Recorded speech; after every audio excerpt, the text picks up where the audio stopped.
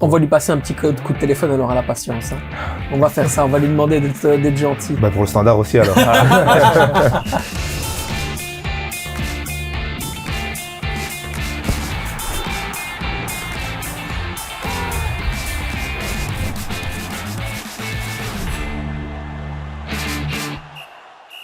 Parler ballon sérieusement sans se prendre au sérieux, c'est toujours mieux. Bienvenue dans un nouvel épisode du Clubhouse Football Time. Bienvenue si vous nous rejoignez. Merci beaucoup d'être présent depuis le début de saison. Ça fait plaisir. Comme d'habitude, vous le connaissez, le petit like et abonnez-vous, ça fait plaisir parce qu'aujourd'hui, on a un consultant très important. Mais je commence d'abord par saluer mes chroniqueurs. Bonjour Xavier. Bonjour Sacha, comment vas-tu? Très bien, merci. Bonjour Quentin, comment vas-tu? Sacha, ça va, la forme. Magnifique. Et donc je le dis, mon consultant aujourd'hui, c'est monsieur Dédric Boyata qui est dans la maison. Salut Sacha. Comment tu vas? Très bien et toi? Ben, je suis super content d'être avec toi. Je te l'ai dit en venant.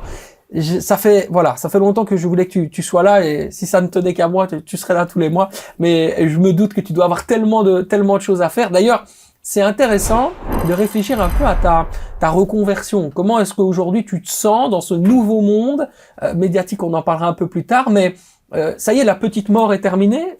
La renaissance de Boyata est là. Oui, la petite mort elle est terminée. Je suis complètement passé de l'autre côté maintenant. Hein. Je vais très très bien. Merci de demander. Je suis bien occupé. J'ai différents jobs, je dirais, et c'est vrai que la transition s'est fait assez facilement grâce aux différentes activités que je fais maintenant. Ouais, on te voit commenter des matchs, on te voit faire des interviews, on te voit analyser aussi en plateau. Ça doit te changer quand même de ce que tu faisais d'habitude. Oui, ça change complètement. Hein. Je passe de joueur actif à, comme tu dis, analyste, commentateur et faire différentes interviews. Et c'est vrai que c'est différent, c'est un autre domaine. Après, on reste dans le monde du football, donc c'est quelque chose qui, ça me permet de pouvoir rester dans le monde que j'ai connu les dernières 20 années. Donc voilà, c'est top et j'en profite à 100%. Et tu comprends un peu mieux le travail maintenant des médias, de ce que toi tu ne percevais pas quand t'étais joueur de foot. Oui, je le comprends. Je t'ai raconté l'anecdote avec Jérémy. Ton interview avec Jérémy, ça m'a fait rire parce que t'as commencé direct en disant ah non, tu m'as fait attendre. Ouais, et tout. voilà, c'est ça. Tu passes de l'autre côté, tu comprends certaines choses. Surtout par rapport au timing. Hein. En tant que joueur, on avait tendance à, un peu prendre notre temps, faire les différents soins qu'il fallait, etc. Mais de l'autre côté, t'as les gens qui attendent. Donc, je faisais partie des personnes qui attendaient cette fois-ci. Donc voilà, ça m'ouvre les yeux un peu sur les choses que je ne voyais pas. Et même de vivre dans une rédaction, le week-end, d'y aller, de voir comment est-ce que un journaliste peut, retrouver du sens à son travail et de voir un peu aussi la différence qu'il peut y avoir avec la perception que tu pouvais y avoir quand tu étais joueur d'une manière générale en disant tiens, les journalistes ils sont comme ça ou je pense à d'eux, etc. Quand tu es dedans, bah forcément t'as une autre perspective parce que tu rentres un peu dans leur quotidien eux, quoi. Ouais, c'est ça, tu rentres dans leur quotidien. Maintenant honnêtement, je reste encore beaucoup plus du côté pratique sur on va dire sur les analyses, sur les différentes choses à regarder, on va dire point de vue football, juste point de vue football. Je me suis expérimenté sur d'autres secteurs pour l'interview par exemple et c'est vrai que c'est pour moi aujourd'hui tout est juste une expérience. Je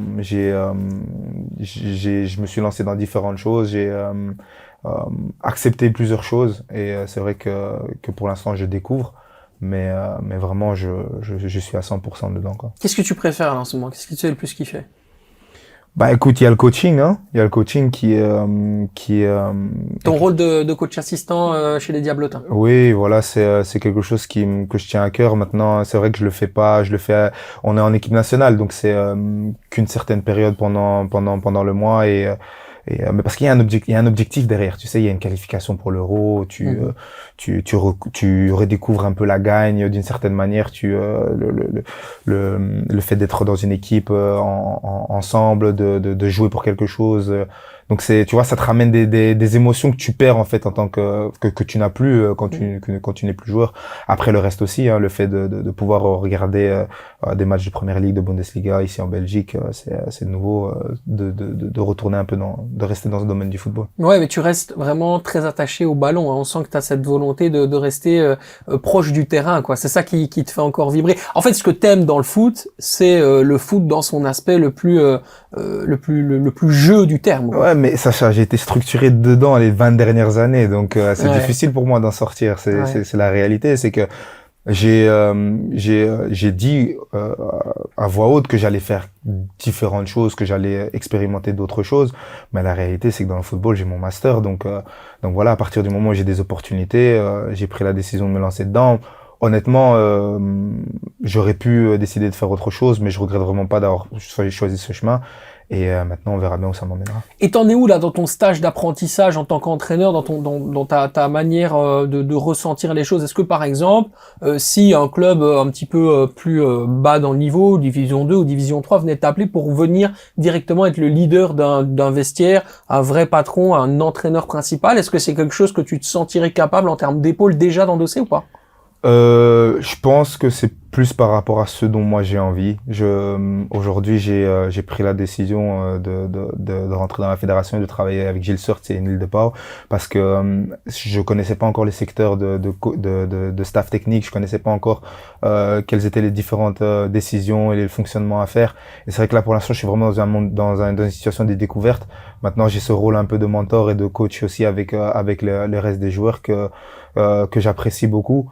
Maintenant, c'est vrai que si tu rentres dans un club full time, c'est du 7 jours sur 7, c'est beaucoup plus d'énergie et maintenant, je pense pas forcément être prêt pour me lancer dessus. Je pense que là, je suis vraiment plus dans l'apprentissage, je suis vraiment plus dans la découverte de différentes choses que je pourrais apprendre, les différentes difficultés qui pourraient encore se montrer face à moi. Mais voilà, je mets pas forcément cela sur le côté. Je pense que dans la vie, à nouveau, je l'ai déjà dit, je suis une personne qui refuse, enfin, qui n'hésite pas à accepter différentes opportunités. Mais je suis très content là pour l'instant de ma position avec Gilles Surtz et Neil Depau. Ouais, c'est intéressant. Quentin, c'est un témoignage qui te parle, je me doute. Bien sûr, il a raison. Ce que je pensais, step by step, pas brûler les étapes, et surtout qu'il vient de recommencer en construction. C'est pas pour, je pense, retourner 7 jours sur 7, comme il disait. C'est ce qu'il vivait déjà en tant que joueur avant, être tout le temps au club, tout le temps laisser s'entraîner tous les jours et tout. Donc il sait ce que c'est. Et je pense que là, il goûte un peu à tout et ça lui permet aussi de prendre la température aux différentes possibilités, que ce soit au niveau commenter les matchs, les U21 et tout, et en fonction de là, ce qui lui plaît le plus. Moi, il y a une réflexion. Quand tu dis ça, il y a une chose que j'entends, c'est ça me fait du bien de prendre du temps pour moi. Ah, c'est trop important. Moi, en fait, honnêtement, Sacha, si tu me connais personnellement, je suis une personne qui porte surtout des principes. Dans la vie, tu dois avoir des principes. Moi, j'ai ces principes-là, je les ai, en fait, j'étais pas sûr de les avoir, mais je les ai compris en ayant côtoyé des personnes beaucoup plus matures dans des situations différentes et qui m'ont montré que avoir des principes, c'est très important. Et moi, le plus important, c'est la famille. C'est ma femme, c'est mes enfants. J'ai été, comme j'ai dit, j'ai donné de mon corps les 20 dernières années dans le football. Et aujourd'hui, j'ai cette opportunité de pouvoir passer plus de temps avec mes enfants. J'ai un fils de 5 ans, j'ai une fille de 15 mois. Et aujourd'hui, j'ai l'opportunité de vraiment beaucoup plus passer du temps avec eux. Si maintenant je me lance dans le coaching, c'est du 7 jours sur 7. Et je pense pas que j'aurai forcément ce temps-là. Donc c'est pour ça que honnêtement, je sais que j'ai vraiment cette impression de vouloir le faire, mais en même temps, je suis pas prêt de me lancer dessus directement. Est-ce que tu as le ressenti de vouloir rattraper du temps? D'attraper du temps? De rattraper du temps que t'aurais perdu en étant footballeur? En vivant des moments que tu n'aurais pas pu vivre en étant footballeur? Bah, bien sûr. À nouveau, quand t'es joueur sportif de haut niveau, je pense que à partir du moment où tu sais que tu as enfin tu joues pour des objectifs, en club, dépendant de là où tu te retrouves, tu joues différents types de stages, tu joues l'Europa League, la Conference League ou la Champions League.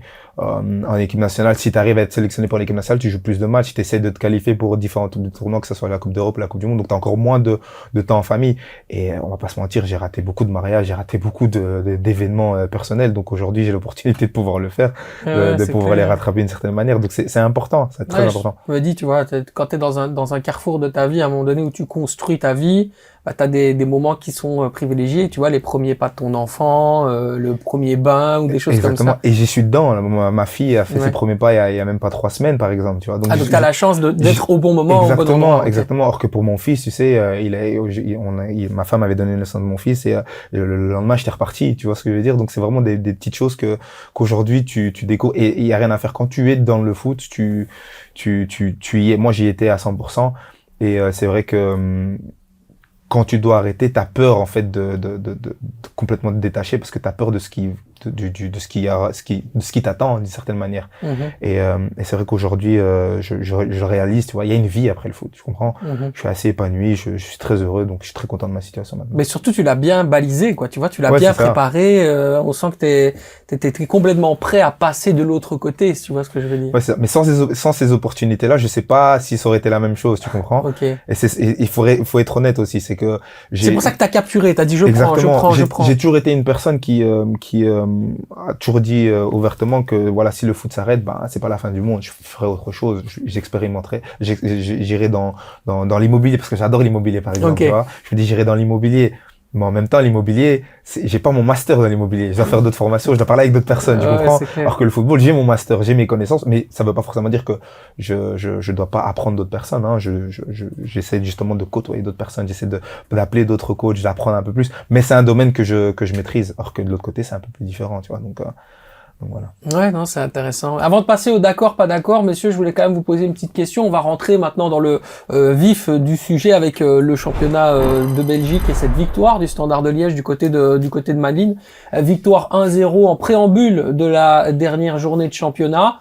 Qu'est-ce qui a changé par rapport au nul face à Zulte? Parce que là, cette fois-ci, bah, au lieu d'en avoir un, il y en a 3 de points. Ouais, ben, comme d'habitude, hein, c'est l'irrégularité du Standard. Donc, tant mieux, parce qu'après qu'ils aient fait un mauvais match, ils font un bon match. Mais du coup, j'ai peur pour ce week-end pour eux, parce qu'ils vont au Cercle de Bruges, si mes souvenirs sont bons, et s'ils arrivent à être constants, ça peut être pas mal. Ils ont un programme encore sympa, je trouve. Aller au Cercle de Bruges, il y a moyen. Ils reçoivent l'OHL, il y a moyen également. Donc, ils pourraient potentiellement enchaîner un 3-3, mais je pense qu'ils nous ont fait démentir les 4 dernières années en étant tellement inconstants qu'ils sont capables de ne pas gagner au Cercle de Bruges, et ça ne m'étonnerait pas parce que vu ce manque de régularité là. Ouais, moi j'aime bien cette équipe de Noortchine là, même si elle manque elle aussi de régularité, c'est une équipe qui peut dans les matchs importants. On sait que le Standard a souvent souffert dans ses déplacements face au Cercle de Bruges, donc c'est effectivement une rencontre à tenir à l'œil. Globalement, qu'est-ce qui a fait la différence, qui a permis par exemple au Standard de gagner, qui n'était pas le cas le week-end dernier? Non, moi je trouve qu'il n'y a pas eu beaucoup de différence entre les deux matchs. La seule vraie différence, c'est qu'il y a eu un peu de réussite du côté Standard. Ils ont réussi à en mettre un au fond, un peu à goal, un peu...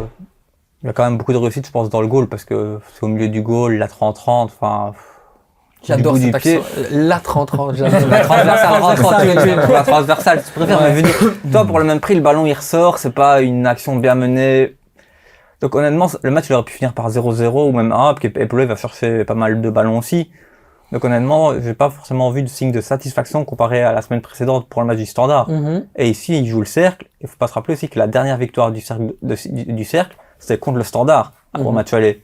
Donc il va encore certainement leur poser des problèmes. Oui, c'était vraiment le pire match du Standard à domicile. Le 3-0 à la mi-temps. Standard Cercle, c'était très très compliqué, hein, franchement. Donc faut qu'ils se réveillent le Standard, que même ici je dis ok, ils ont pris les 3 points, c'est peut-être la seule différence, mais dans le jeu, moi j'ai pas vu de différence, j'ai pas vu d'amélioration par rapport au match précédent par exemple là. Et puis dans quelques jours, il y a la CAN, et moi j'ai regardé un petit peu le listing de Sébastien Desabre et j'ai vu le nom de Mathieu Epolo. Ça aussi, ça va être problématique. Sans son gardien, le Standard peut vraiment être en difficulté, Dédric. Ouais, ça va être difficile pour eux. On connaît l'importance de Mathieu maintenant pour le Standard, hein. Donc, surtout dans une situation pareille, je pense que quand tu sais que tu joues pas forcément bien et que tu vois que ton taulier il part à la CAN et que bon, voilà. Capitaine en plus. Voilà, ça va être difficile. Après, je pense qu'en général, ça impacte différentes équipes aussi, hein. Mais c'est vrai que pour le Standard, l'importance de Mathieu maintenant et le fait qu'il parte, ça va être difficile. Ouais, ça va être très compliqué. Et surtout que c'est quelqu'un qui est vraiment hyper sollicité dans les matchs, quoi. Donc derrière, on est très très inquiet. Moi, je le sais, avec notamment Lucas Pirard. Je pense qu'ils veulent essayer de le tester contre Dender en Coupe de Belgique. On va voir un petit peu ce que ça va donner, si ça va être confirmé ou pas dans ce match-là. Mais ce qui est certain, c'est qu'il va falloir commencer tout doucement à s'habituer pendant au moins au minimum 2 semaines, 3 semaines sans ton meilleur joueur avec Rafiki Saïd. Bonne idée, je pense, de tester Pirard en Coupe de Belgique pour déjà prendre un peu les automatismes en match. On sait que c'est pas la même chose qu'à l'entraînement. Donc prendre les automatismes avec sa défense. Ils ont encore perdu Dirk sur le blessure. Ils ont pas mal de blessés également. Rafiki Saïd, à voir. Parce que ici, c'est pas qu'il n'y a pas beaucoup de blessures, c'est que ça n'arrête pas. Ça n'arrête pas. L'infirmerie ne désemplit pas, mon cher Quentin. Il y a Abid qui sera de retour pour le match contre ce week-end contre le Cercle, même déjà potentiellement, je pense, contre Lender en coupe, qui était absent ici contre Malines. Rafiki Saïd est déjà d'office forfait pour le match de coupe. Est-ce que ils vont pas essayer de voir la blessure pour qu'il aille pas à la CAN? Je sais pas. Après, le joueur, il a d'office envie de jouer pour son pays, je présume. Évidemment. Donc, à voir. Je pense que le Standard aimerait bien que la blessure s'éternise peut-être jusqu'à la première journée de la CAN et tout. À voir comment ils vont gérer le cas Saïd, parce qu'en effet, ça va être une énorme perte quand tu perds Epolo, ton gardien, qui est vraiment un des meilleurs joueurs de l'équipe. Ouais. Quand tu perds ton élément offensif, qui est le seul qui arrivait à percuter, qui arrivait à proposer des actions, qui était ce game changer de cette première partie de saison, tu vas le perdre aussi. C'est cette incertitude. Le coach qui fait sortir Tom Henry à la 45e, il en a enfin stoppé ce crédit qu'il donnait à Tom Henry de le sortir à la mi-temps. Donc je pense que ouais, il y a pas mal de changements. Je veux te donner mon avis. Je pense que non seulement Rafiki Saïd sera déjà sélectionné par sa sélection, mais en plus de ça, même s'il est blessé, il y va à la nage. Ouais. Hein. Parce que la CAN, je pense qu'on se rend pas compte de ce que ça représente. Bien sûr, mais je pense que le Standard, eux, aimeraient peut-être bien potentiellement pouvoir le garder dû au fait, entre guillemets, de cette blessure. Mais clairement, comme je disais, le joueur, il a qu'une envie, c'est de jouer pour son pays, surtout quand une CAN, comme tu le dis, et que c'est un joueur qui est aussi décisif avec son pays. Mais vous voyez la différence, parce que tu as la même situation avec Newcastle, avec Wissa, qui n'a pas joué depuis le début de la saison, qui justement qui est en pleine revalidation là maintenant et qui je pense qu'il a repris les entraînements. Mais on demande à ce qu'ils ne partent pas. Mais comme Guardiola qui veut que Marmouche ne parte pas avant le 14 décembre, qui sont même là. Voilà, ils demandent en première ligue, ils essaient de voir un peu avec certains joueurs comme Man United, du coup, parce qu'ils en ont 3, ils essaient de voir pour que les joueurs partent le 15 au lieu du 8. Ouais, comme Guardiola. Donc c'est vraiment des situations, alors que généralement quand t'es blessé, tu ne pars pas, on te garde. Ouais, c'est intéressant. Et même du côté de Brentford, dont le capitaine a décidé qu'il jouerait officiellement avec le Congo à présent, le capitaine de Brentford. Donc je pense que la première ligue va aussi se poser et va avoir des problèmes. Alors comment est-ce qu'on gère ça quand on a un club? Ce qui est certain, c'est que avoir un joueur qui ne veut pas être là, on se rappelle du fameux Kaonana, c'est pas bon, quoi. C'est pas bon. Quand t'as un joueur qui le dit à haute voix qu'il veut partir pour la sélection, c'est une chose, mais quand il n'est pas fit, c'est une autre chose. Parce que finalement, imaginons qu'il parte là-bas et qu'il ne joue pas, c'est pas forcément une chose positive pour le club. Le club s'attend à avoir un joueur qui soit fit à 100%, donc ils veulent faire le nécessaire pour qu'il soit fit à 100%, pas pour qu'il aille là-bas en étant blessé. Mais bon. Mais tu vois, c'est intéressant parce que je trouve, à titre personnel, on n'aurait jamais ces discours-là si c'était l'Euro ou la Coupe du Monde. Mais comme c'est la CAN et que ça arrive en milieu de saison, les clubs se permettent d'avoir des doléances et des demandes qui sont parfois un peu Après, on le voit quand même en Europe avec le Real Madrid, hein. Le Real Madrid, ils sont contre quand les joueurs sont légèrement blessés ou autres. On a eu Heusen ici, on a eu Courtois, on a pas mal de fois le Real Madrid. Le fameux voyage à Dubaï de Kylian Mbappé après l'Azerbaïdjan. Et après il revient, il joue en week-end avec le Real. Je pense que le Real est vraiment ce club qui, même par rapport aux nations de l'Europe, arrive à imposer sa... Après, je pense que ça dépend toujours un peu on va dire de la position du joueur dans la sélection. Tu sais, rappelle-toi en 2018, Vincent était blessé, il vient avec. Et donc on attend sur les premiers matchs, on attend qu'il puisse se remettre sur pied pour pouvoir jouer les matchs après. Donc je pense aussi si maintenant la sélection se dit que t'es à 50% et que voilà t'es pas forcément le joueur qui aurait une grosse importance, ok, reste dans ton club. Maintenant si l'enjeu du match aussi. Voilà, ça dépend des enjeux du match. Et si maintenant tu vas réellement apporter quelque chose en étant fit plus tard. Ouais, ce qui est certain en tout cas, c'est que Mathieu Epolo va manquer au Standard. Ça c'est une évidence. Lui par contre, il pourrait bien être titulaire avec la RDC. Messieurs, prenez vos pancartes. Je pense que tu l'as laissé tomber, Cédric. Tu peux la récupérer. On va passer maintenant au d'accord, pas d'accord. Premier d'accord, pas d'accord, centré sur la surprise, on va dire, du week-end. C'est la victoire de l'Antwerp Football Club du côté du Jan Breydel Stadium. Après donc ce succès inattendu à Bruges, l'Antwerp a prouvé qu'il pouvait tout simplement viser les playoffs 1. Est-ce qu'on est d'accord ou pas d'accord avec cette phrase? Xavier n'est pas d'accord. Cédric n'est pas d'accord non plus et Quentin n'est pas d'accord. Je vais commencer par Quentin. Oh, c'est super bien joué de l'Antwerp d'avoir été prendre 3 points à un club de Bruges dont on a parlé ici chaque semaine, comme quoi c'est un club de Bruges très suffisant, qui se contentait du petit 1-0, du petit 1-0, du petit 1-0. À un moment, tu ne marques pas et tu arrives à prendre un goal en fin de match et le jeu proposé par le club et même de Nick Hayen, je trouve qu'il est un peu arrivé à ses limites. Si jamais le club de Bruges veut réussir à passer ce step encore en plus, je pense que c'est pas le coach pour. En plus, même dans ses déclarations, c'était assez, je trouve, borderline ce qu'il disait avec la fatigue de ses joueurs. Mais alors, pourquoi en coupe contre l'équipe la plus faible qui est encore en lice, tu mets du Mekele, du Van Aken et tout titulaire si tu te plains de la fatigue. Alors c'est dans ce genre de match que tu dois savoir faire reposer tes joueurs, je trouve. Et l'Antwerp a fait son bon match, mais l'Antwerp pour arriver dans les playoffs 1 manquera de qualité, je pense. Après, j'ai vu sur les réseaux comme quoi il y en a qui parlaient d'une enveloppe de 10 millions pour le prochain mercato. J'attends quand même de voir quand on parle des finances de l'Antwerp, voir s'ils vont vraiment mettre 10 millions en mercato entrant. Bah, c'est possible qu'effectivement, il ressort de l'argent qui n'a pas été investi du transfert de Mahamadou Doumbia, qui leur a quand même rapporté 16 millions plus 3 millions d'euros en bonus. Il faudra, en tout cas. S'ils ont équilibré les comptes, ils peuvent très bien. Il faudra, parce qu'il faudra se renforcer, clairement, au mercato hivernal, s'ils veulent viser ces playoffs. Enfin, après, en Belgique, un jour tu gagnes, le lendemain tu perds. Donc, clairement, la porte des playoffs 1 n'est pas loin, hein. Donc, avec le mercato hivernal, ça sera très important pour eux. Mais tu sais que moi, ça m'a fait du bien de voir Faris Haroun sur le banc déjà. Pareil. J'étais content de le voir. Je me dis, putain, c'est son club, quoi. Pareil, tu vois? pareil. Et tu vois aussi, là, dans ses changements, il fait rentrer le petit Hamdaoui qui donne la passe décisive sur le but. Il y a le petit L de glace, là, qui est pas mal. Tu sens qu'il a vraiment cet ADN. Pour moi, ok, d'accord, Joseph Hosting, l'expérience, tout ça.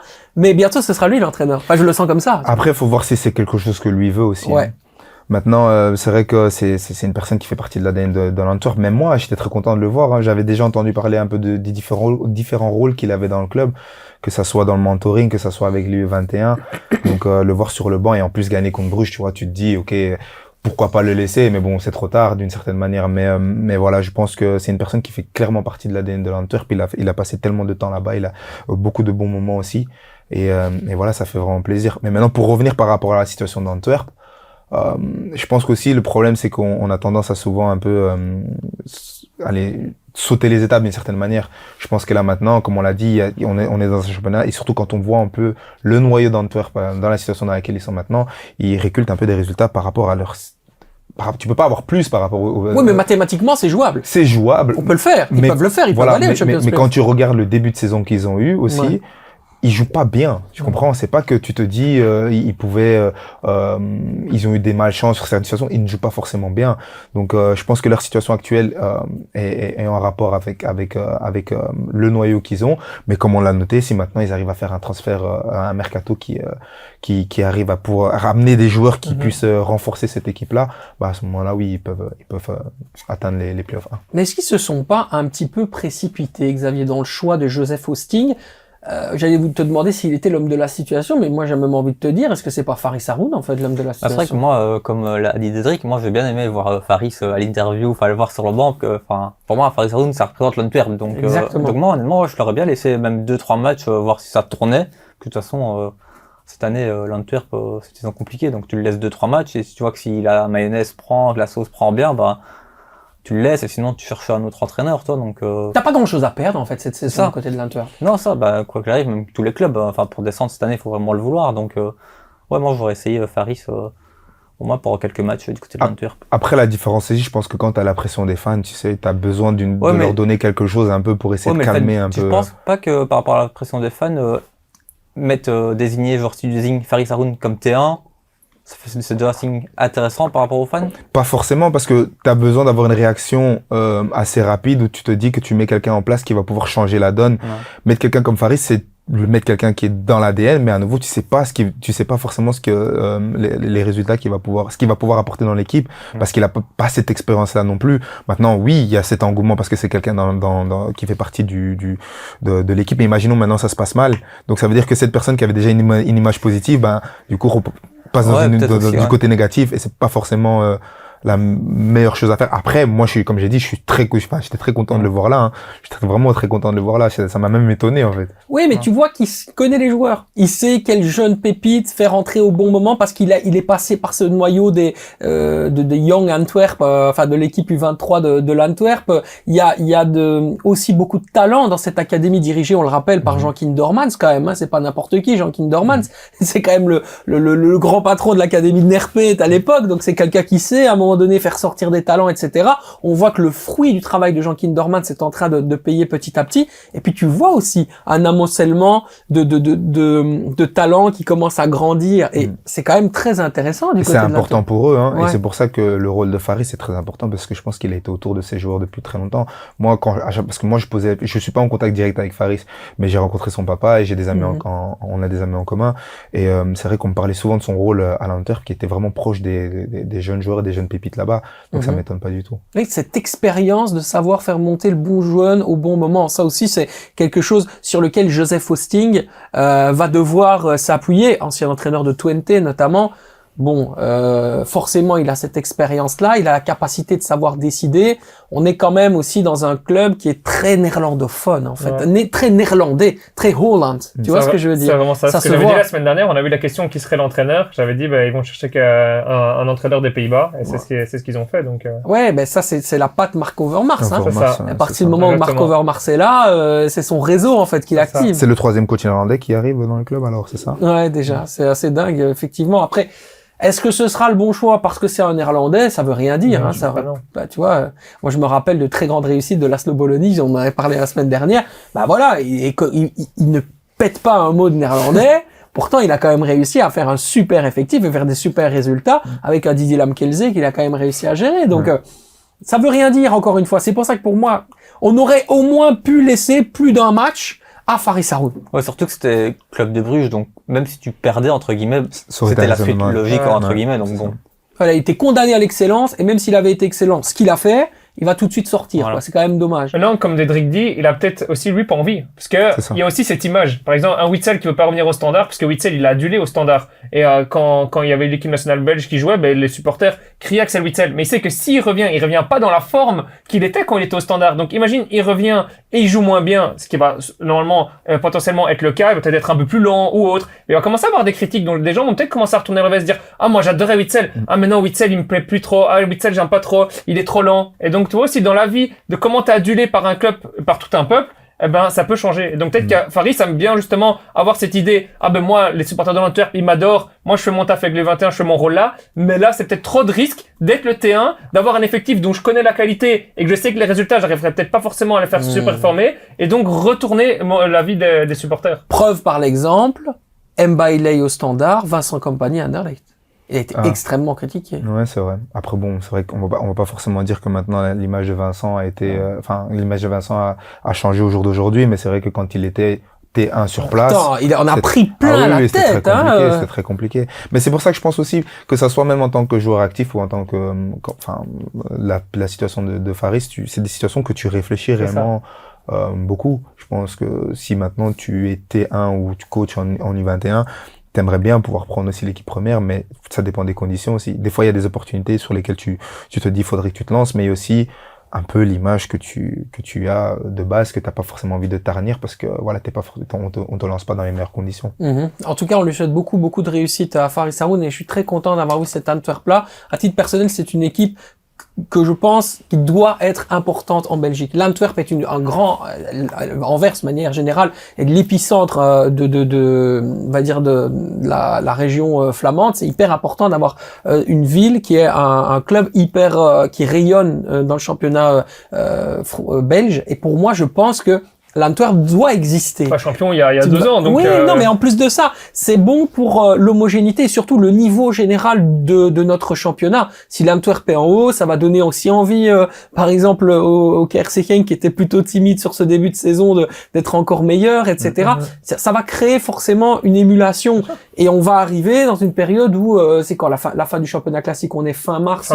Ouais. Donc on va arriver à un moment donné où tu vas voir que si ils arrivent et ils reviennent, ils récupèrent des points, ils vont à un moment donné très rapidement se taper avec des gangs, des gants, des standards, etc. sur les playoffs. Quoi. Allez, un petit mot quand même sur le match opposant le Sporting Charleroi à la RAL La Louvière. Alors je vais quand même donner la phrase parce que franchement il faut le dire, circuler, il y a rien à voir. On n'a vraiment rien appris dans ce derby ennuyé dont le niveau général était catastrophique. Est-ce qu'on est d'accord, pas d'accord? On est d'accord du côté de Xavier, d'accord du côté de Dédric et d'accord du côté de Quentin. Bah oui, Dédric, On s'est un peu ennuyé là. Ouais, c'est pas forcément les matchs les plus excitants. Je pense que quand tu joues des derbies comme ça, t'as envie bien évidemment, tu t'attends à avoir beaucoup d'intensité, mais en même temps, tu as envie d'avoir un peu plus un peu plus d'action, un peu plus de mouvement, un peu plus de. Et c'est vrai que dans ce match-là, c'était un peu ennuyant. Et c'est vrai que tu regardes un peu Charleroi en début de saison aussi, et la Louvière qui en soi a très bien commencé le début de la saison. C'est c'est un résultat je sais pas si ça convient à tout le monde ou justement où tu t'en contentes. Ouais, c'est une purge quoi, une belle purge belge. Mais j'ai envie de te dire, on a l'habitude avec la Louvière. J'ai même envie de te dire que je pense que Frédéric Taquin et Clément Tamon, qu'on aime beaucoup, qui est son assistant, pensent de manière très simple. Tant qu'on gagne des points, on s'en fout d'être dégueulasse quoi. Mais c'est vraiment ça, parce que cette équipe se construit uniquement sur son adhésion défensive. Uniquement. Ouais, c'est bien parce que pour un promu, c'est l'objectif, c'est de se sauver. Mais attention, parce qu'on est dans une saison où ils peuvent entre guillemets prendre un peu plus de risques, parce que la relégation est moins probable, sachant que même le dernier peut ne pas être relégué en jouant contre le vainqueur des playoffs de division 2. Mais donc attention, parce que l'année prochaine, s'il reste, je pense que s'il continue dans le même football qu'il a appris à ses joueurs, qu'il a appris au club, qu'il a inculqué et tout, s'il joue dans une phase classique comme ça la saison prochaine, ça peut être plus dur. Ouais, c'est intéressant. Et Charleroi qui n'y arrive toujours pas au niveau offensif. Hein. C'est une galère. Non, après déjà Charleroi a déjà de base des problèmes offensifs, et puis il y a plein d'équipes qui se cassent la figure sur la défense de la Louvière qui joue bloc bas, et tout le monde se bat pour essayer de pas encaisser, ils prennent très très peu de goals. Même Bruges, même l'Union, toutes les équipes galèrent à marquer contre la Louvière. Donc une équipe moins bonne offensivement comme Charleroi, ils ont aussi du mal.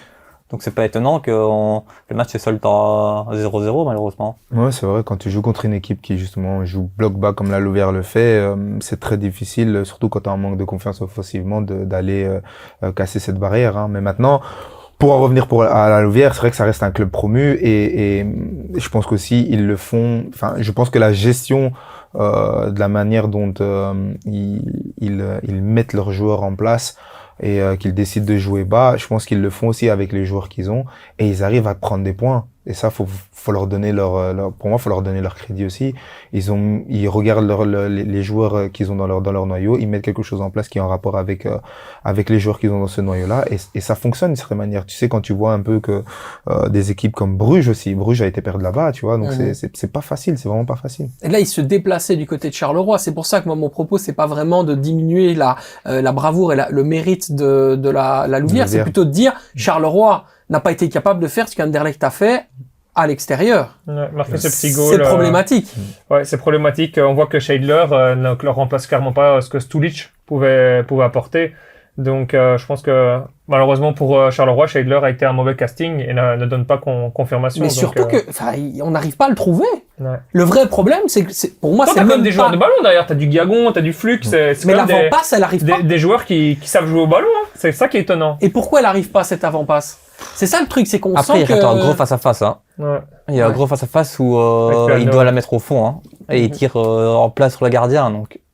Et encore une fois, l'occasion est là, quoi, toi, là, à ce moment-là, toi. Ouais, c'est clair. Mais ce qui est certain, c'est qu'à l'heure actuelle, on peut pas nécessairement mettre en avant ou dire, tiens, voilà un grand Charleroi. Bien sûr. Non, c'est sûr, ça. C'est sûr, mais c'est comme un peu chaque saison. Charleroi arrive toujours dans ce ventre mou de cette 10e place. Et ils arrivent vraiment pas à faire cette différence, passer ce petit step pour essayer de se batailler sur une 5-6e place et essayer de viser ces playoffs 1. On reste sur un Charleroi constant des dernières années. Hein. Et c'est encore contradictoire avec le début de saison qu'ils nous donnent cette Exactement. année. C'est toujours comme ça. Début de saison, ils sont toujours en feu. On se dit, waouh, Charleroi cette année, il vise les playoffs 1.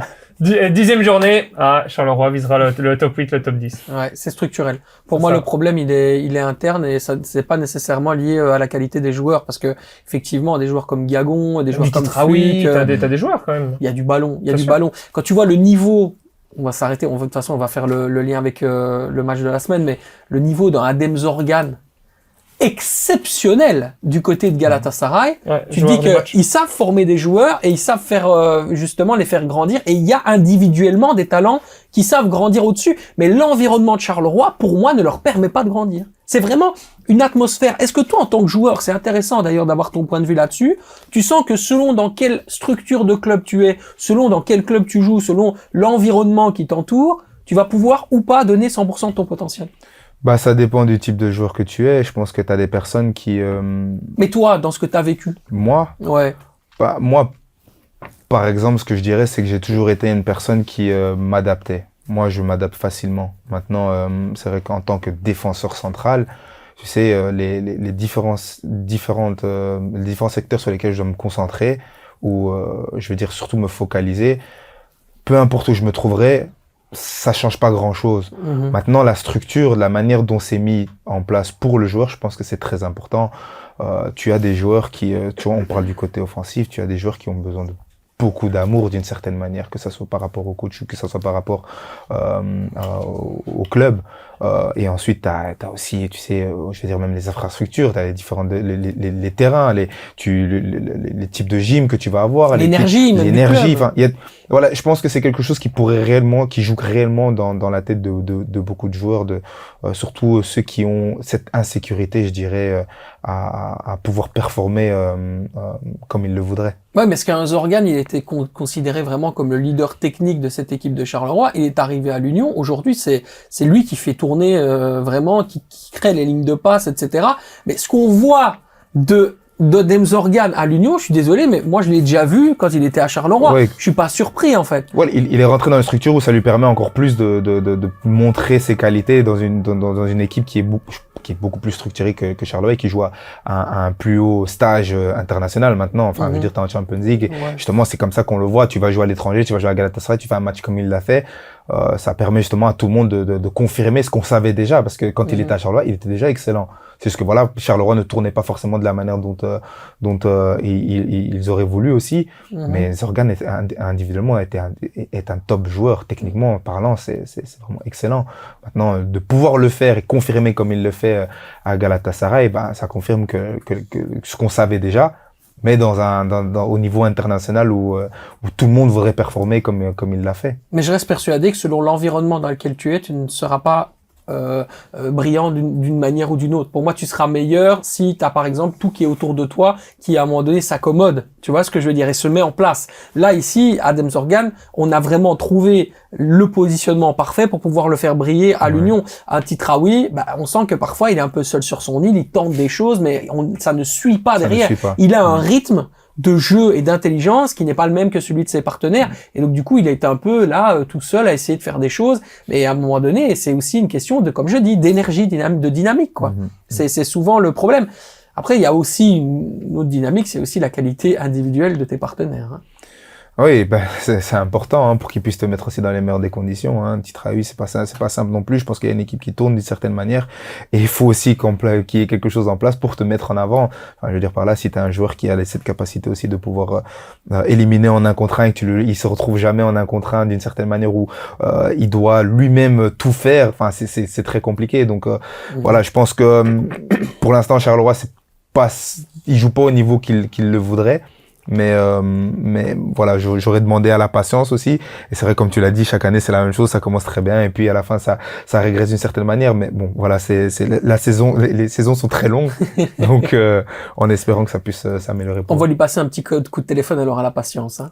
On va faire ça, on va lui demander d'être gentil. Bah pour le standard aussi alors.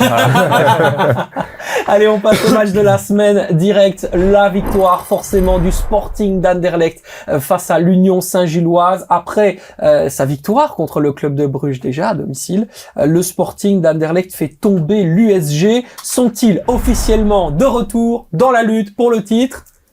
Xavier? En tout cas, je pense, vu s'ils continuent sur cette montée en puissance qu'on voit depuis 3-4 matchs, c'est possible qu'ils viennent, faut qu'ils gardent le rythme, mais vu qu'ils jouent que le championnat, comme Quentin l'a dit la semaine dernière, un match à préparer par semaine, les autres ils jouent la Coupe d'Europe, s'ils se qualifient en plus après le premier tour, ils auront encore des matchs en plus. Donc clairement, je pense que si Anderlecht garde ce niveau, il y a moyen qu'ils viennent embêter Bruges et l'Union, quoi. Ça y est, il y a une dynamique là. Ouais, exactement. Ils ont fait le 9 sur 9 qu'on leur espérait, et ils l'ont bien fait, franchement. Donc c'est top.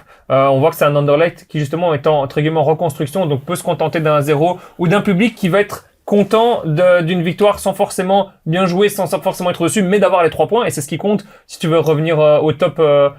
Donc ouais, clairement ils ont fait l'affaire du week-end de loin avec la défaite de Bruges, avec la victoire contre ça reste un derby aussi. Donc même mentalement et tout, c'est quand vous voyez l'interview de tous les joueurs de l'Union après dire ouais, on n'a pas été dedans, on n'a pas été dans le derby comme il fallait, on n'a pas été assez bon et tout. Ça montre qu'Anderlecht a fait son travail. Ouais, c'est clair. Après le match du club de Bruges, tout le monde disait ne pas s'emballer. Anderlecht reste quand même en difficulté. Aziz, ça va pas, machin. Il y a encore eu des défaites et des matchs nuls, des matchs qui étaient forcément moins intéressants. Mais là, maintenant, quand même, 2 fois de suite. C'est intéressant, c'est interpellant. Moi, ce que je dirais, c'est que ils ont gagné le match, ils ont gagné contre Bruges, ils ont gagné contre Union, et c'est vrai, c'est très positif, c'est très bien pour l'équipe, c'est très bien pour le club, surtout qu'ils sont en reconstruction.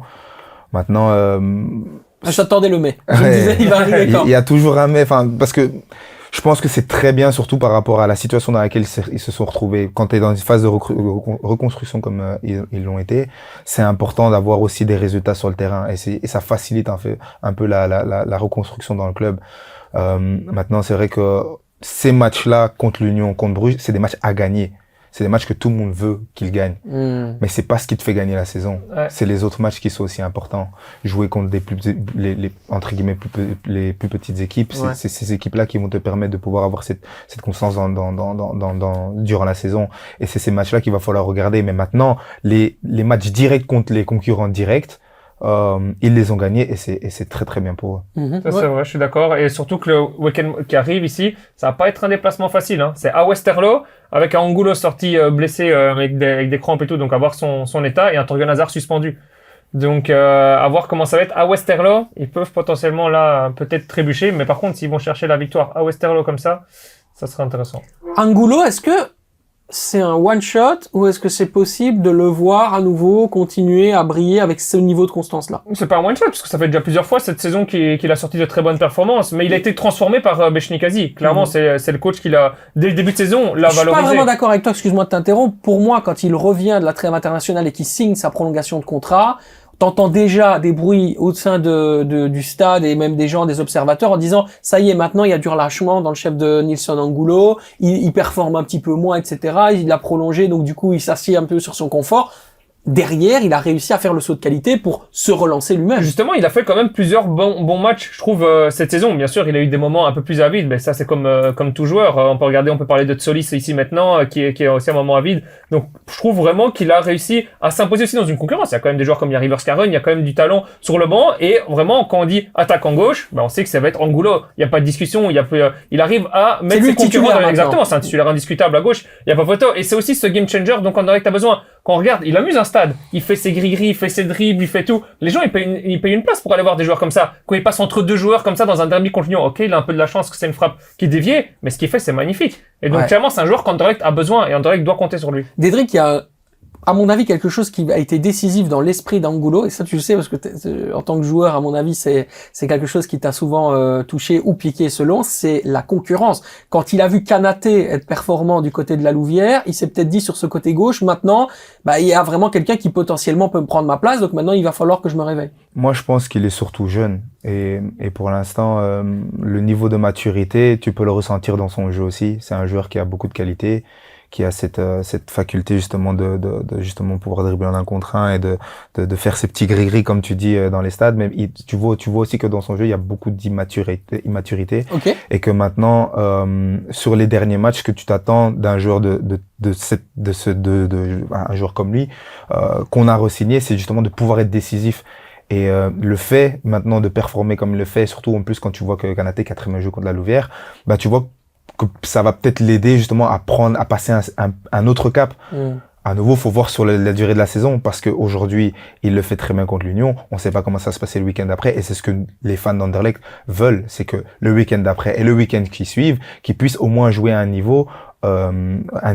haut niveau en fait, parce que c'est un joueur qui est au-dessus du lot, je dirais quand même à Anderlecht, et qui arrive à faire les différences. Tu t'attends, parce que ça me rappelle un peu les joueurs comme Moussa, un peu qui était à Bruges, comme on a dit de Solis. Tu sais, c'est des joueurs que tu t'attends à ce parce que tu connais leur qualité, tu veux qu'ils fassent les différences, mais pas qu'il y ait trop d'irrégularité dans leur jeu.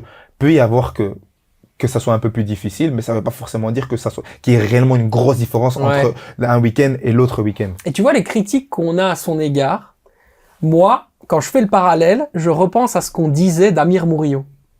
à Anderlecht. Avant qu'il ne réussisse du côté de Marseille, j'étais le premier à faire mon mea culpa parce que j'y croyais pas du tout. Il y a été quasiment, en tout cas c'est ce que disait Pablo Longoria, le président de Marseille, le meilleur transfert qu'il n'ait jamais fait depuis son arrivée à la tête de la présidence de l'Olympique de Marseille. Quand je vois ce que Nilson Angulo est capable de faire, mais aussi son inconstance, je me dis en fait il y a vraiment ce côté sud-américain de dire à un moment donné on ultra performe. C'est pour ça que je parle de one shot. Et après derrière on est toujours dans ce risque de dire oui mais est-ce que ça va tenir quoi, tu vois? Je pense qu'il y a des grosses attentes derrière lui aussi, surtout quand tu fais des performances comme il le fait maintenant. Donc les gens s'attendent, ok, maintenant ça va être comme ça.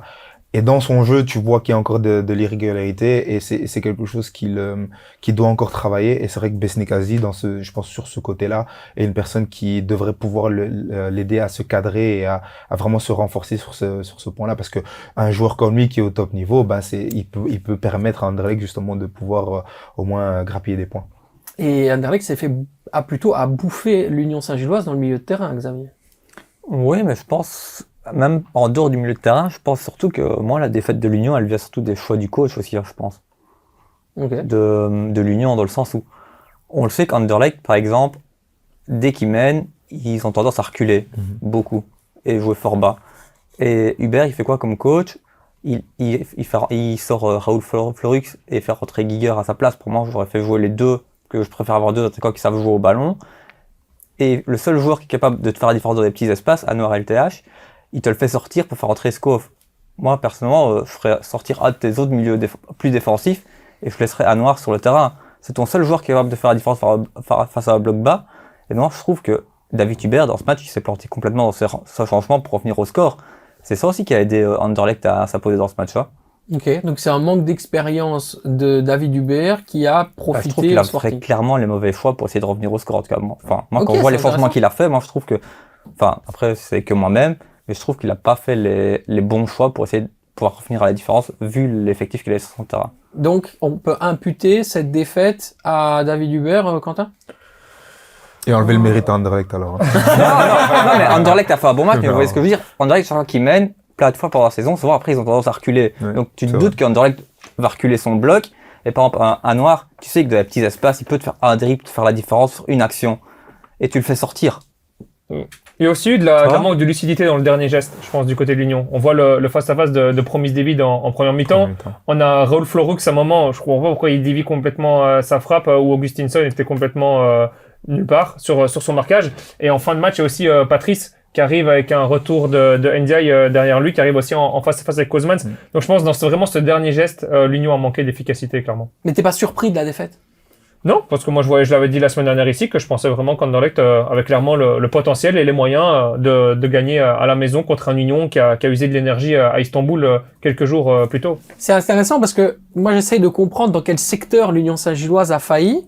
Xavier, il amène quand même une part d'analyse en disant qu'à un moment donné, les choix n'ont pas été bons.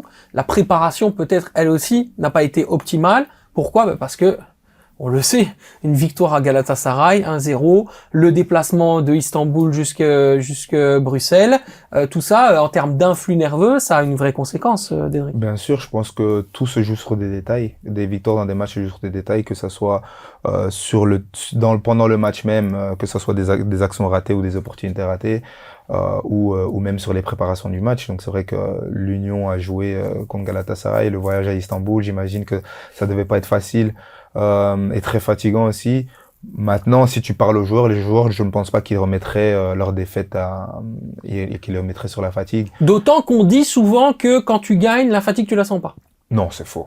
Ouais. C'est faux, tu la sens. Maintenant, c'est vrai que quand tu joues tous les 3 jours, en fait, ce qui se passe, c'est que tu t'entraînes moins. Dans le sens où généralement, le jour d'après, tu as un jour de décrassage, la deuxième journée d'après, tu vas t'entraîner un tout petit peu. Je parle des joueurs qui ont joué 90 minutes. Et puis le troisième jour, c'est un match. Donc, tu t'entraînes moins. Maintenant, je pense pas que tu le sens moins. Tu vas le sentir. En tout cas, moi, je le sentais. Je te parle personnellement, moi, je le sentais. Mais, je pense pas qu'aussi, quand tu es sur le terrain même et que tu regardes la manière dont on performe et tu vois les opportunités que Union a eu aussi, que tu remettes cela à la fatigue. Tu vois, on peut parler du manque de lucidité pendant le match, mais tu vas pas dire que c'est en rapport avec le fait qu'on ait voyagé à Galatasaray, etc. Okay, non, je pense pas. Maintenant, je pense que les joueurs de l'Union sont assez matures et comme ils l'ont été, c'est qu'ils ont pas forcément joué au niveau qu'ils voulaient. Ils ont eu des opportunités qu'ils ont pas réussi à concrétiser. Mhm. Et dans l'ensemble du match aussi, quand on regarde les opportunités d'Anderlecht non plus, elles étaient pas, il y en a pas eu autant que ça.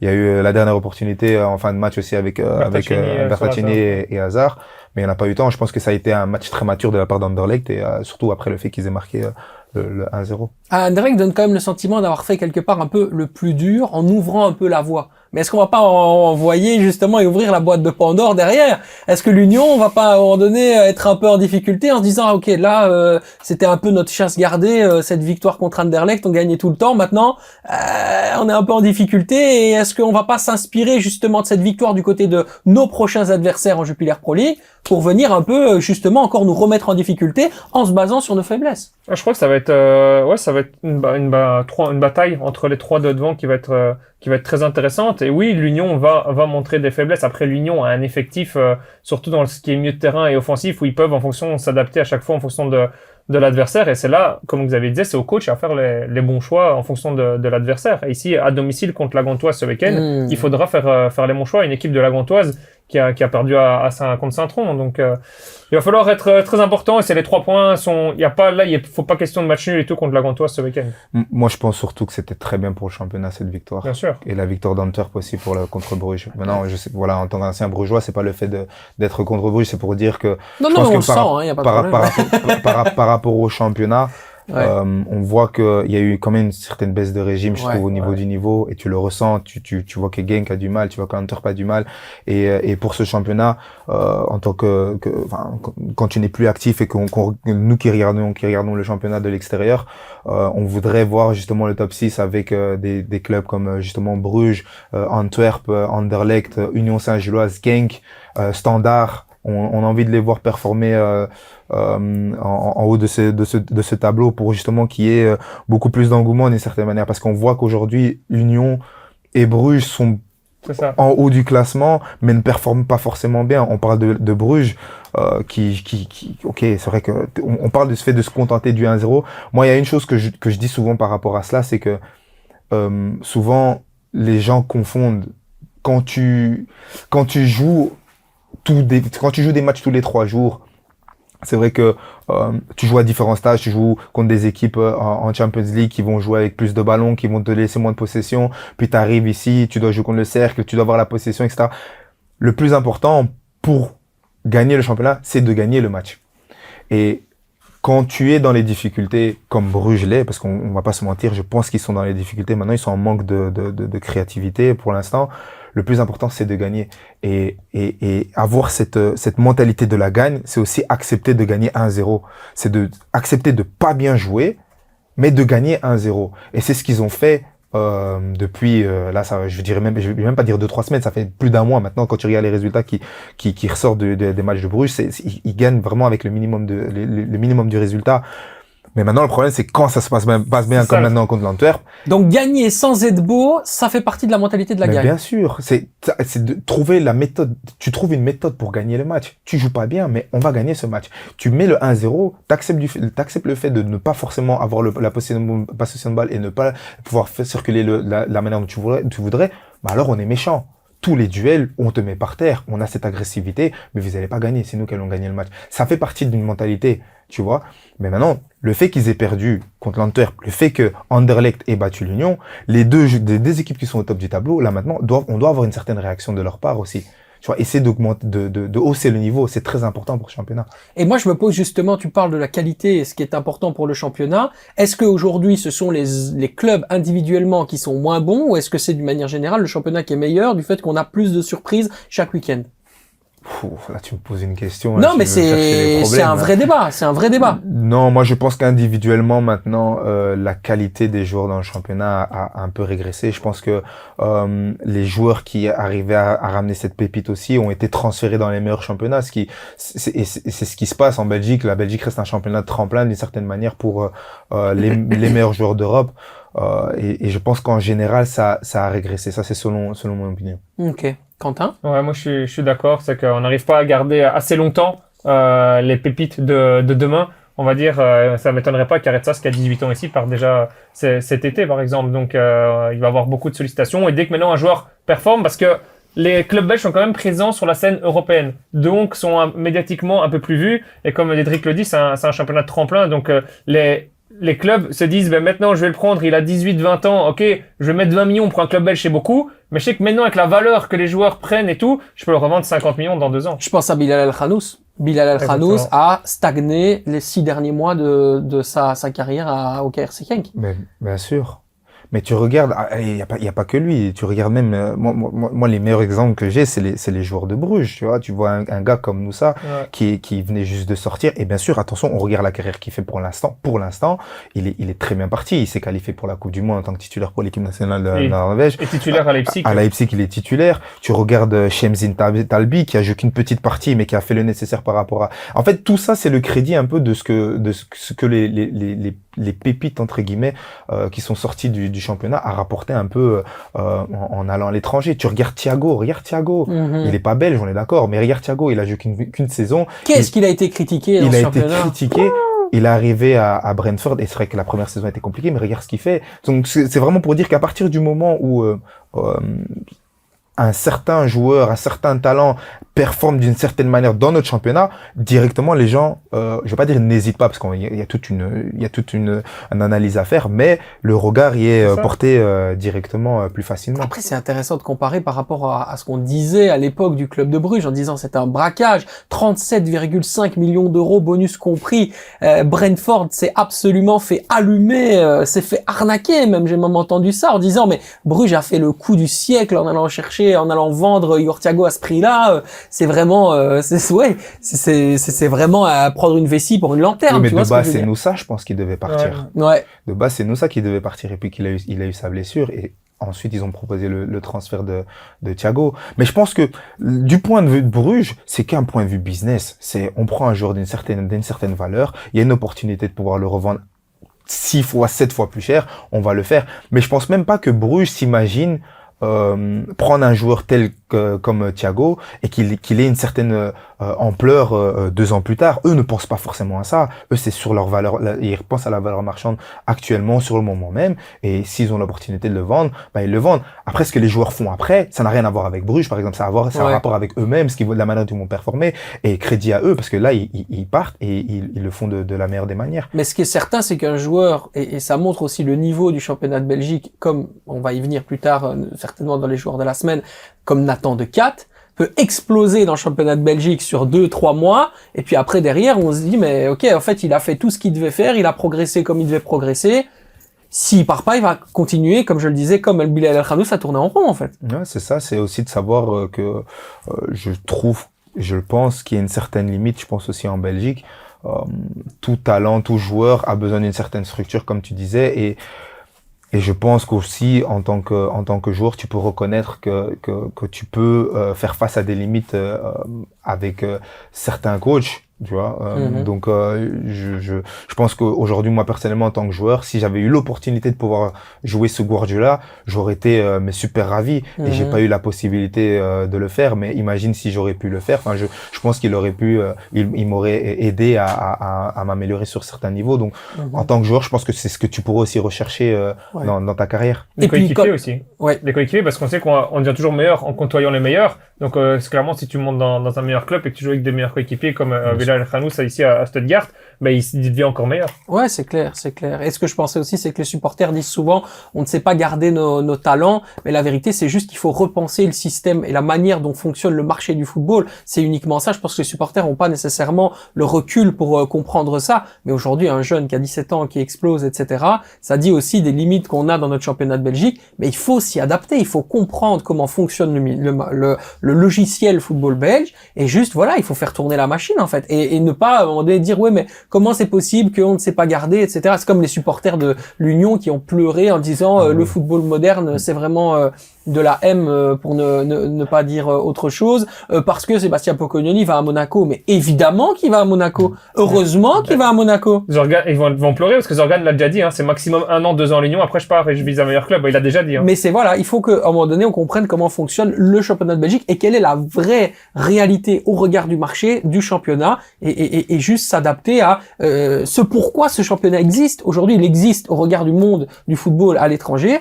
parce que justement c'est l'un des meilleurs tremplins pour pouvoir exploser ailleurs. Ouais, c'est ça. Je pense que la Belgique aussi a ses limites et elle ne peut pas faire face à la valeur marchande en Angleterre et en Allemagne. Ils peuvent pas concurrencer financièrement face aux différentes demandes qui peuvent venir justement de ces championnats. Ils peuvent pas. C'est juste pas possible. Allez, on passe à l'instant diable. À présent, dans cet instant diable, on va s'intéresser au tirage pour la Coupe du Monde. Et oui, ce vendredi à 18h, nous saurons quel club, ou plutôt quel pays, la Belgique affrontera en phase de poule de cette Coupe du Monde qui se déroulera, rappelez-vous, du côté des États-Unis, du Canada et du Mexique. On a, avec Xavier et Quentin, tout simplement donné notre meilleur et notre pire tirage. Je vais vous le donner et après, évidemment, on laisse à Juge Dédric de nous donner, évidemment, son avis là-dessus. On commence avec celui de Xavier. Xavier a donné comme meilleur tirage, alors je regarde, Autriche, Qatar et Haïti. Ouais, tout simplement parce que je pense que dans le pot 2, l'Autriche, c'est l'équipe... Enfin, en fait, on peut avoir qu'une équipe européenne avec nous. Donc je pense, quand tu regardais, pour essayer d'avoir des pots 3 et 4 plus faibles, entre guillemets, sur papier, ben, je pense que c'était le meilleur choix, l'Autriche. Que Qatar, on l'a vu à la Coupe du Monde, c'était pas fou. Donc je pense que ça doit être quand même possible. Et Haïti, c'est quand même leur première qualification, une petite nation. Je pense que malheureusement pour eux, je leur souhaite qu'ils fassent une belle Coupe du Monde, mais ça risque d'être compliqué. Et l'Autriche, c'est une équipe, bah, je trouve, en Europe, c'est quand même pas une équipe folle. Donc si on se tape ça comme deuxième nation européenne de notre groupe, il y a quand même moyen d'aller chercher des points. Pire tirage, Équateur, Norvège, Ghana. Bah ça, Norvège, tout simplement, je pense 37 buts en 8 matchs de qualification. Offensivement, c'est très très costaud et nous, on sait qu'on a beaucoup de problèmes défensifs, donc ça peut être très compliqué pour nous. Le Ghana, c'est une belle équipe qui revient bien en Afrique, donc je pense que elle peut nous poser des problèmes également, surtout offensivement, enfin pour notre défense.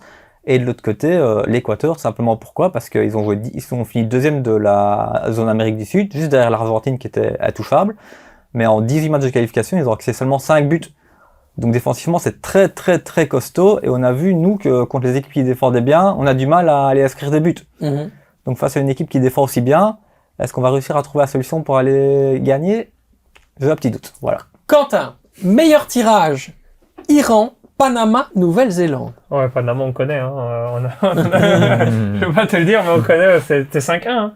C'était 4, non? 4-1, 4-1, 5-1. Ouais, c'est une victoire. Très beau but de Dries Mertens, je me rappelle. Assez facile contre le Panama. Et j'ai mis quoi? Iran et Nouvelle-Zélande. Bah, c'est des équipes, des nations qu'on doit clairement battre normalement assez facilement. Et alors, le pire tirage, Colombie, Norvège, Ghana. Ouais, ben Norvège, parce que je suis pas sûr qu'on puisse gagner contre cette Norvège-là, qui a pu été en Coupe du Monde depuis autant d'années, avec un Erling Haaland, un Moussa, dont on a parlé également. Il y aura un Martin Odegaard. Enfin, il y a tellement des joueurs de potentiel incroyables là-bas. Sanderberg, qui a joué aussi en Belgique du côté de Genk. Et la Colombie, ouais, Diaz, hein. Diaz, c'est quand même très fort. C'est devant le Brésil également dans les phases de qualification. C'est top 3 et c'est une nation, je trouve, qui a vraiment du potentiel. Et le Ghana, mais on n'a pas encore les autres équipes qui sont encore en barrage. Oui, on a fait avec, on précise qu'on a fait avec ce qu'on avait comme info. Hein, il faudra aussi voir, il y a encore 5 clubs qui doivent se qualifier, donc je pense que le pot 4 peut encore être plus relevé que ça. Et alors, mon pire tirage à moi, je me rapproche de Xavier, mais avec une petite exception, je vais le dire tout à l'heure. Équateur, Norvège, Cap-Vert comme pire tirage. Meilleur tirage, Australie, Qatar, Curaçao. Bah oui, forcément, le Curaçao, je veux dire, moi là-bas, je pensais que c'était le nom d'un cocktail. Donc voilà, je pensais que c'était un cocktail bleu qu'on confondait avec la margarita. Pas du tout, c'est un pays, à mon avis, qui doit être très très intéressant à découvrir. Petite différence quand même avec toi, Xavier, tu as mis le Ghana et moi le Cap-Vert. En fait, j'ai suivi la CAN à l'année 2023-2024. C'est une machine de guerre, hein, le Cap-Vert. À un moment donné, l'impact, l'intensité, etc. Ce que va faire le Cap-Vert, à mon avis, peut être super intéressant parce qu'ils forment un groupe équipe tellement fort, ils mettent plein d'énergie, ils sont tout le temps ensemble. On va vraiment avoir affaire à un phénomène très particulier avec le Cap-Vert. Je connais un peu cette équipe, c'est pour ça que je l'ai mis évidemment en lieu et place du Ghana, ou excuse-moi de le dire, mais le Ghana c'est le bordel à chaque fois. La fédération c'est compliqué, les joueurs ils se prennent pour des stars, enfin c'est très très compliqué le Ghana d'avoir vraiment un collectif. Le Cap-Vert c'est très soudé, très fort, très difficile à jouer, très resserré aussi pour les Diables Rouges, et donc forcément dans une équipe qui parfois peut-être a je le dis, des difficultés, on l'a vu face au Kazakhstan, à accélérer le jeu sur 2-3 impulsions, le Cap-Vert peut mettre en difficulté. Pour le reste, l'Équateur en pire tirage, Ben voilà, globalement, c'est encore une fois une équipe qui collectivement est très forte. La Colombie, je connais pas assez, donc j'ai pas choisi. Et puis la Norvège pour les mêmes raisons que vous. Dédric, qu'est-ce que tu penses de tous ces différents avis là sur les pires et les meilleurs tirages? Ben écoute, je suis d'accord avec la Norvège. La Norvège, après leur série de leur qualification, surtout leur victoire face à l'Italie, enfin on voit que c'est une équipe qui est en confiance.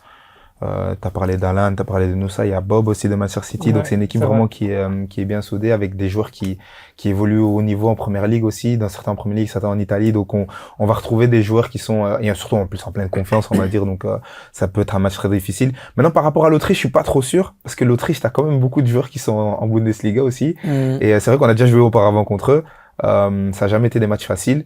Maintenant l'Iran, Nouvelle-Zélande, ça c'est des équipes que je connais pas non plus. Donc, non, mais tu dois jouer ces adversaires-là. Bah oui, tu dois les jouer. Et donc, oui, c'est sûr que je les mettrai dans un pot facile. Par contre, comme tu l'as dit, le Cap-Vert, c'est une équipe qui va être très très compliquée à jouer contre. Parce qu'ils ont fait, que ça soit même la CAN, la dernière CAN, maintenant il y a la qualification. En fait, la qualification, c'est juste une confirmation de leur dernière CAN. Ouais. Donc, c'est une équipe qui est vraiment en pleine confiance, avec des joueurs qui ont évolué. La plupart ont été formés aux Pays-Bas, que ce soit l'Ajax, la Feyenoord au PSV, c'est des personnes qui n'ont pas forcément pu jouer pour les Pays-Bas et qui ont choisi le Cap-Vert ou le Curaçao aussi. Ghana, c'est vrai que Ghana, il y a beaucoup de complications là-bas en ce moment mais bon, ça reste une équipe quand même difficile à jouer. Maintenant, si c'était pas la Norvège, moi j'aurais mis le Maroc parce que aussi le Maroc. Maroc, j'ai pas envie de les rencontrer. Voilà, pour plein de raisons différentes. Et c'est pour ça que moi je l'aurais mis dans les pires parce que quand on regarde la Coupe du Monde de l'année dernière, d'il y a 4 ans aussi, mais aussi c'est une équipe qui est en pleine confiance, c'est une équipe qui tourne super bien maintenant. Je pense pour la Belgique, ce serait très bien de pouvoir les éviter. Et voilà, je sais pas si en phase de poule, moi je vais te poser une question. Il y a quand même des choses qui sont de l'ordre de l'imperceptible. Le contexte des matchs. Le contexte de l'endroit où tu te situes, tu vois, que tu te situes au Mexique, que tu te situes aux États-Unis ou au Canada, la chaleur qu'il peut y avoir, le fait qu'à un moment donné, dans un match, tu peux te retrouver piégé aussi. Mais en fait, je pense que ça fait la beauté du tournoi international. Enfin, tu joues une Coupe du Monde. Moi, par exemple, celle qu'on a faite, c'était en Russie. Et je me rappelle le premier match, c'était à Sochi. Il y avait 55% d'humidité, par exemple. Et t'as pas l'habitude. Donc, tu commences l'échauffement, t'es en transpiration totale, t'as la bouche sèche. Enfin, il y a des conditions dans lesquelles tu pourrais te retrouver qui pourraient rendre le match compliqué. D'autant plus maintenant la Coupe du Monde aux États-Unis maintenant et au Mexique, la chaleur qu'il va y avoir, je pense qu'elle va quand même avantager les équipes sud-américaines. Donc tomber contre la Colombie, tomber contre l'Équateur, je pense que ce sera très difficile. Mais maintenant ça reste, ça existe, ça fait partie de la beauté un peu de jouer ce tournoi-là, c'est que tu te retrouves dans ce genre de pays et vous êtes tous unis vous avez tous le même objectif pour essayer de gagner cette Coupe du Monde et maintenant peu importe les conditions dans lesquelles tu t'y retrouves, il y a un seul objectif. Tu vois, il y en a qu'un seul, c'est de soulever cette coupe dorée. Donc voilà, je pense que ça va pas être facile pour la Belgique dans tous les cas, mais je m'attends pas non plus à ce qu'ils tombent dans un groupe le plus difficile. Tu penses que c'est pas mieux de tomber contre, je sais pas, en tant que joueur qui a été justement à cette Coupe du Monde 2018, est-ce que c'est pas mieux d'avoir une grosse nation et deux plus faibles, un peu comme il y a eu le cas avec l'Angleterre, qu'après on avait retrouvé en petite finale, justement pour se tester avant d'aller en huitième de finale contre une grosse nation et d'avoir deux plus petites où tu peux entre guillemets assurer les 6 points, ou est-ce c'est mieux d'avoir 3 plus faibles ou c'est quoi toi ton avis là-dessus? Je pense que là tu réfléchis un peu plus loin, je pense. Ce genre de réflexion, on se le dit pas forcément. Je pense que le plus important, c'est de passer. Donc, si tu peux passer en ayant 3 équipes plus faibles, tu passes avec 3 équipes plus faibles. Et puis, le match d'après, bien évidemment, c'est un match à gagner. Parce que le match contre l'Angleterre a permis de bien se tester également et d'avoir des joueurs comme Jan Uzaj qui ont pu jouer, qui ont pu avoir du temps de jeu, qui ont pu montrer qu'ils pouvaient être présents également. Donc, qu'il y avait des joueurs sur le banc qui pouvaient être également là pour les matchs d'après. Oui, c'est vrai, mais le match, on l'a eu en dernier. Ouais. Donc, imaginons si on l'avait en deuxième, par exemple, et qu'on perde le match, du coup, on se remet quand même dans une situation de pression pour les 2 matchs suivants qui suivent. Donc, je pense que le plus important dans tout ça, c'est de passer Et si tu peux passer avec des équipes plus faibles, bah, tu passes avec des équipes plus Qu'après, faibles. sortir avec un 9 sur 9 dans une poule où il y avait l'Angleterre, je trouve que ça donne aussi un plein de confiance avant de jouer des équipes comme le Brésil ou autre. Ouais, bien sûr, mais après le match après, on joue contre le Japon et on perd 2-0 en ça. mi-temps, en première mi-temps. Donc, on s'est mis dans des situations difficiles aussi. Donc voilà. Mais après, je pense que quand on regarde par rapport au script, bah, tu regardes le script, Tu mets tu les dis, trois plus faibles. je veux les 3 plus Ok. faibles, on passe et puis on essaie d'aller le plus loin possible. Vaut mieux parfois terminer deuxième, non? Je sais pas, je pose la question comme ça. Écoute, honnêtement, je pense que la situation dans laquelle on s'est retrouvé en 2018, tout le monde y a pensé, tout le monde y réfléchissait, mais c'est juste, tu peux pas calculer ça, c'est Ouais. impossible de calculer ce genre de choses. En tout cas, pour ma part des choses, nous. Vraiment, en tant que joueur, tu peux pas calculer tes performances? Comment tu vas expliquer le Oh, fait écoute, de te mon dire que tu ami, vas en essayer de Serie A, mal il y a un jouer? truc qui s'appelait le biscotto, qui Oui, était mais- très simple. Non, À un moment donné, c'est pas où possible. on se faisait des petites passes à 10, c'était bien sympa, on Surtout terminait à 0-0. surtout quand tu regardes le contexte, le troisième match, donc le coach il fait certains changements, t'as De Donker qui rentre dans le match, t'as Michi qui commence le match, t'as Adnan qui commence le match. Quel match, je nous Ouais. Donc ce que je veux dire par là, c'est que t'as des joueurs qui ont l'opportunité de pouvoir jouer leur premier match aussi en Coupe du Monde et tu peux pas leur dire d'essayer de Ouais. faire attention au contexte, d'essayer de jouer d'une différente manière parce que sinon tu tombes tu penses pas forcément à ça. Ok, On non, parle c'est de ça, intéressant. Ouais. mais c'est Ouais. pas possible de le Non, faire. c'est ça. C'est-à-dire qu'en fait, dans la théorie, parce que tu Non, peux pas te mettre d'accord avec l'adversaire pour qu'il fasse la même chose que toi. C'est Donc, impossible. ouais, non, c'est très compliqué. Mais c'est quand même intéressant, toutes Ça a ces été- histoires de stratégie Ouais, autour ça a de, été du avantageux tirage. pour eux, ça c'est sûr. Ouais, non, c'est clair. J'aurais même dit parfois, le but était un peu trop beau et je regrette un peu d'avoir célébré le but de Januzaj parce que je me dis, ça m'a un peu mis dans la sauce à un moment donné. Mais bon, voilà. Là, c'est joué Danemark, c'est je la pense. Hein. Je crois que c'est Juste joué après. Danemark en demi-finale. sais Leur plus. demi-finale, quand nous, c'était contre la France, il me semble que... Ou alors, ils avaient un petite- quart. Ouais, ils avaient vraiment un tour vraiment je beaucoup sais plus plus. facile, quoi. Bah écoute, de toute façon, Dédric, on te réinvitera pour la Coupe du Monde et pour l'été. On fera en sorte que tu viennes pour parler de la nation. Mais jusqu'au moment où tu es ici et de ce que tu as vu, notamment face au Liechtenstein, Kazakhstan, les dernières prestations, la Belgique, tu peux la voir aller jusqu'où, genre objectivement. Moi, je pense que je te prends mon avis direct, je te le donne. Pour moi, si on va en quart, c'est déjà exceptionnel. De ce que j'ai vu. J'aimerais bien qu'ils aillent le plus loin possible, ça c'est sûr. Maintenant, du point de vue de ce qu'ils montrent, c'est vrai qu'il y a eu, ils sont passés par une phase assez, je dirais assez compliquée. Je dirais surtout que leur qualification ne s'est pas fait aussi facilement qu'on aurait pu l'imaginer. Surtout après quand tu regardes les dernières campagnes, que ce soit par rapport au Qatar ou en Russie, les qualifications sont passées beaucoup plus facilement.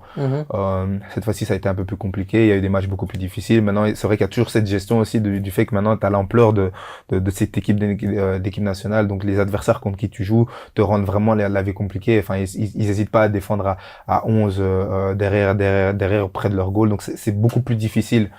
Maintenant, sur ce contexte-là, c'est pour ça que j'ai pas forcément envie de juger complètement la manière dont ils se sont qualifiés, mais par rapport aux joueurs qu'ils ont et par rapport aux qualités qu'ils ont aussi, j'espère qu'ils aillent au moins jusqu'en quart de finale et bien sûr la suite le plus loin possible. Ok, c'est intéressant. On va passer maintenant au Football Time Award. Mais juste avant, une petite question à vous qui avez suivi ce débat. Quel est votre meilleur tirage? Allez, dites-le nous dans les commentaires. J'ai vraiment envie de vous lire, j'ai vraiment envie de savoir ce que vous en pensez et évidemment, on interagira avec vous. Je le disais donc, le Football Time Award, moi c'est très simple, là, ça va aller très vite. Nathan 2-4. Voilà, c'est très simple. En 3 mots, en 3 lettres, en 3 syllabes, tout ce que vous voulez. Joueur exceptionnel, encore une fois un match où il roule absolument sur les milieux de terrain de l'Union. Joueur qui a une lucidité, une intelligence dans le premier placement. Moi, ce que j'adore, c'est son instinctivité. Le gars n'a même pas encore vu ce qui était en train de se passer, qu'il a déjà l'idée même de faire la passe au bon endroit au bon moment. Il a un sentiment d'instinctivité dans sa première touche que j'adore. Il réfléchit avant les autres et c'est sans doute aussi une des raisons pour lesquelles il va devenir un très très grand joueur. Nathan Decat, donc mon joueur de la semaine. Quentin. Alors moi c'est aussi en 3 syllabes, en un mot, c'est Karetsas. Franchement c'est un joueur qui a un toucher de ballon, c'est incroyable. Bien sûr à proportion gardée, il me fait penser un peu à un pied gauche comme ça, qui est très fort au balle au pied, c'est un Mesut Özil qui est franchement je trouve incroyable. C'est les ballons qu'il arrive à mettre, c'est fabuleux. Donc 2 assists, victoire 2-1, il y a rien à dire, il est très très fort. Allez, Karetsas, Nathan Decat et pour Moi, Xavier. c'est Mouya, le joueur de Satron qui était auparavant à l'Antwerp. Kosovar. Oui. Faut savoir. Arnor Mouya. C'est ça, exactement. Je trouve que il a mis le pas deuxième le but. Non, faut savoir. Il a mis le deuxième but pour Saint-Tron ce week-end et franchement il s'est créé pas mal d'occasions. Il aurait même pu en mettre, je pense, au moins un deuxième. Mais honnêtement, tout doucement, il commence à prendre sa place du côté de Saint-Tron. Je trouve qu'il fait d'excellents matchs et je trouve qu'on retrouve le joueur qui était bon du côté de l'Antwerp, qui avait du mal à vraiment s'imposer. Et honnêtement, je pense qu'il mérite sa place et il mérite d'être mis en avant ce week-end. Le terrain synthétique lui fait du bien. Ah, peut-être. Ah, ça doit être ça. Hein. En tout cas, c'est un super joueur. Moi, j'aime beaucoup Mouya. Je trouve que c'est un très bon choix. Joueur que j'avais vu souvent, notamment en finale de la Coupe de Belgique. C'était ça en 2022 ou 2020. Ouais, 2022. Il avait été exceptionnel sur ses premiers à-coups. C'est un joueur qui tente des choses un peu, mais j'aime bien ce type de joueur, à la Edon Zegrova. Ouais. Tu vois, qui est vraiment des joueurs d'instinct, des joueurs qui réfléchissent pas vraiment, qui sont bruts de pommes et qui y vont à fond et qui tentent des choses.